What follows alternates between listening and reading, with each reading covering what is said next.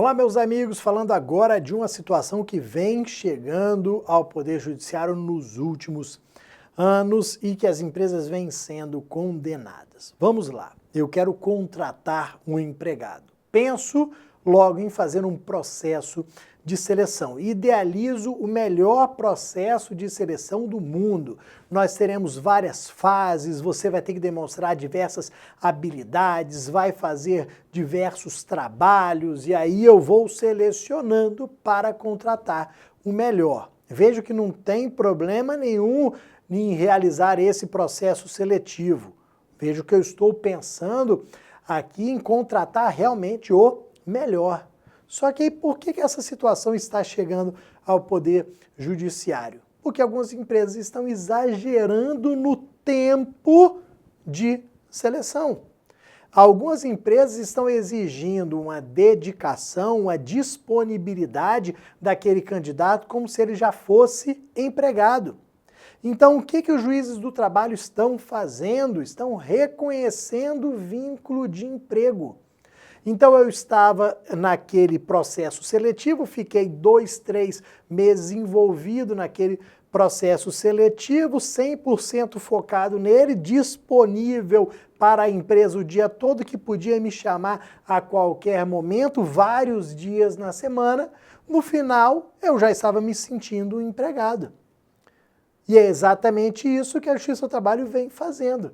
Vem determinando a anotação da carteira de trabalho e pagamento de todas as verbas trabalhistas durante aquele 1, 2, 3, 4 meses de processo seletivo. Vejam que você vai dizer para a sua cliente, para a sua empresa e vai formatar o processo seletivo de forma a encontrar o melhor, mas sem exagerar, sem exigir disponibilidade, sem trazer para aquela situação concreta os requisitos do vínculo de emprego. Nós vamos ver alguns julgados aqui, mas vejam, ó, começando aqui, eu tenho desde logo a possibilidade da empresa realizar processo de seleção e recrutamento sem problema nenhum, com várias fases, trabalhos, atividades. Esse não é o problema.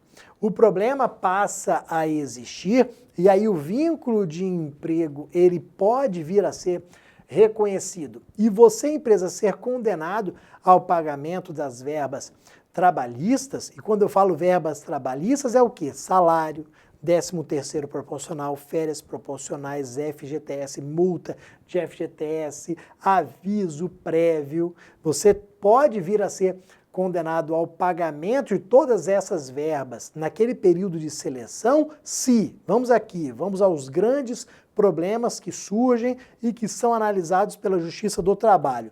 O seu processo de seleção, o seu processo de recrutamento, ele foi longo demais. Então, tive um processo aqui muito longo. Eu tive meses aqui realizando reuniões, encontros, atividades, pesquisas. E, durante todo este período, eu me coloquei à disposição da empresa. Eu estava aqui à disposição da empresa durante determinado período, sem uma programação específica e sem horários pré-determinados. Então esse é um ponto importante aqui, porque surge a habitualidade, que é um dos requisitos do vínculo de emprego. Não tinha uma programação específica, não tinha, e tinha horários pré-determinados. Então eu ficava aqui realmente à disposição daquela empresa. Acabava que eu estava participando daquele processo seletivo, naquele recrutamento, não podia nem participar de algum outro, porque a qualquer momento a empresa me chamava. Então eu tenho como provar que eu ficava à disposição, porque ora algumas atividades eram pela manhã, ora à tarde, ora mais à noite, e eu fiquei assim à disposição durante alguns meses. Então esses daqui que são os problemas. O processo ele foi muito longo, Nós ficávamos à disposição e olha aqui, foram exigidas muitas atividades concretas e reais.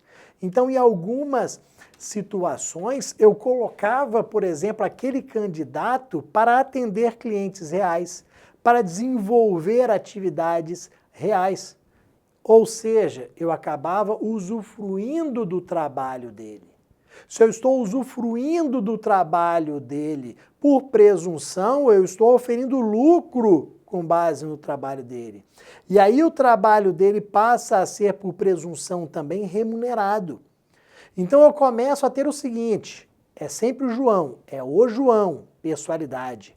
Ele está à disposição, habitualidade. E a gente cria essa presunção da onerosidade. Se ele está realizando trabalhos reais, se ele está desenvolvendo e resolvendo problemas reais, eu estou lucrando, logo o trabalho dele é oneroso. Eu vou preenchendo os requisitos do vínculo de emprego do artigo 3º da CLT. Por isso que a Justiça do Trabalho vem e reconhece o vínculo ali durante 2, 3, 4 meses. A Justiça, como nós vamos ver, reconhece o vínculo de emprego no tempo, no período em que houve aquele processo de seleção, desde o primeiro dia em que eu me coloquei à disposição para aquele processo. Por isso que ou o processo tem que ser simplificado, e aí você ainda vai ter o contrato de experiência para testar o seu empregado, ou você delega isso para uma outra empresa. Contrata uma empresa de seleção, de recrutamento, passa as informações, passa o perfil do empregado que você quer e ela vai selecionar. Ela vai desenvolver todo este trabalho e vai dizer, ó, este candidato tem o perfil que você quer. E aí você contrata, firma o contrato de experiência para ver se realmente, na prática, ele desenvolve aquelas atividades que fazia no processo de seleção.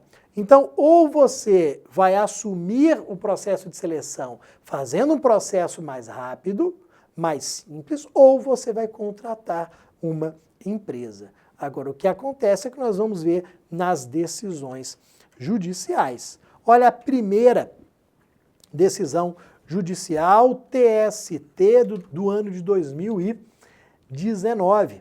O regional, ou seja, o TRT, ao concluir que o treinamento executado pelo reclamante deveria ser considerado como período de vínculo empregatício entre as partes, registrou que estão presentes todos os requisitos fáticos jurídicos necessários a tanto, artigo 2º e 3º da CLT, máxime a subordinação, a pessoalidade e o intuito oneroso do pacto.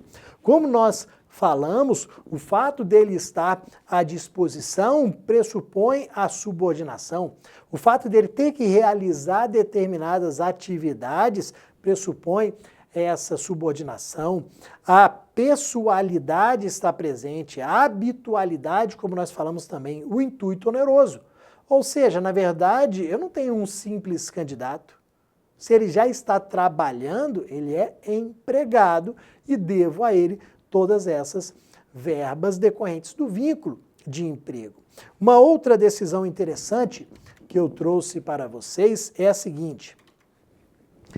O regional, com fundamento no exame fático jurídico, constatou que durante o período de treinamento, a reclamante comparecia à empresa, cumpria a carga horária, recebia orientações sobre as atividades a serem executadas, prestando serviços de forma pessoal, habitual e subordinada, mediante promessa de pagamento. Olha aqui, ó, decisão de junho de 2020 do TST. Então, ó, ela comparecia à empresa, cumpria carga horária, recebia orientações, desenvolvia a atividade de forma pessoal, habitual e subordinada mediante promessa de pagamento, que seria a promessa de emprego. Então não faça isso. não exige a presença, cumprimento de carga horária. O ideal é você, como eu disse, realizar um trabalho aqui de seleção mais rápido, de uma semana, por exemplo, 15 dias no máximo, e alguns dias apenas, e não passar 1, 2, 3 meses testando, porque o próprio empregado, ele passa a trabalhar como se ele já fosse empregado, ele passa a ser visto como se fosse já empregado. Para a gente fechar, eu trouxe mais uma decisão sobre o tema, uma decisão do finalzinho de 2019, do TRT da 13ª Região, que fala o seguinte: período de treinamento e integração ao contrato de trabalho. O período de treinamento antes da admissão cumpre a finalidade do contrato de experiência, quais sejam a aferição das aptidões técnicas para o desempenho da função e comportamento do candidato ao emprego. Logo, integra o contrato de trabalho para todos os fins. Vejam que interessante, aqui eles falaram que, na verdade, aquele período de treinamento já era o contrato de experiência, já era o período de experiência. E realmente é para isso que serve. Eu vou poder testar o meu empregado por até 90 dias, que você sabe que é o prazo máximo do contrato de experiência. Então eu não preciso realizar meses e meses de um processo seletivo, de um recrutamento, se eu terei até 90 dias para testar este meu empregado. Então o TRT da 13ª Região falou aqui, equiparou este período de treinamento ao contrato de experiência. E a gente sabe que contrato de experiência é contrato de trabalho, é anotado na carteira de trabalho. Durante o contrato de experiência, o empregado tem todos os direitos resguardados. Tá bom, meus amigos? Volto daqui a pouquinho com mais um ponto importante para a nossa advocacia preventiva. Um abraço.